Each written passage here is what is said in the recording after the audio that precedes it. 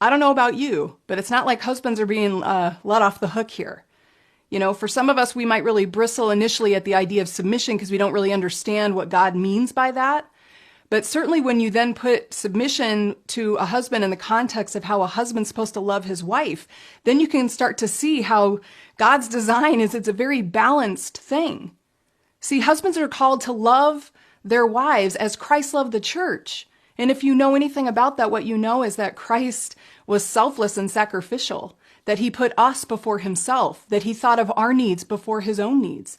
And I don't know about you, but in relationship with my husband, when I'm feeling loved that way, when my husband is putting me ahead of even himself, when he's giving me more love and attention and putting my needs before his own, it's not a difficult thing then to allow him to lead our family. Because he's earned my trust and he's shown me by his love that his whole plan of how our marriage and our family life works is that he's putting us before himself. He's putting me before himself. So do you see how it doesn't become about control? It's not about if husbands are loving their wives the way God calls them to, then they're not leading by saying, I get to drive the best car. I get to sit in the recliner and watch whatever TV shows I want all weekend. You know, I spend the money the way I want to spend the money and your opinion doesn't matter.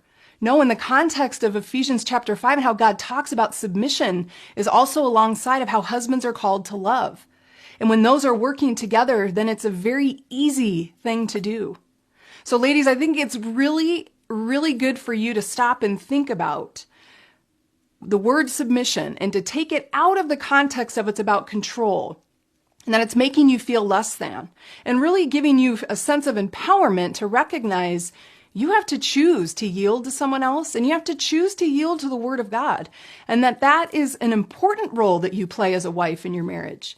And again, as God calls women to submit and what that means to allow husbands to lead, he's also calling husbands to love in a very radical and very challenging way.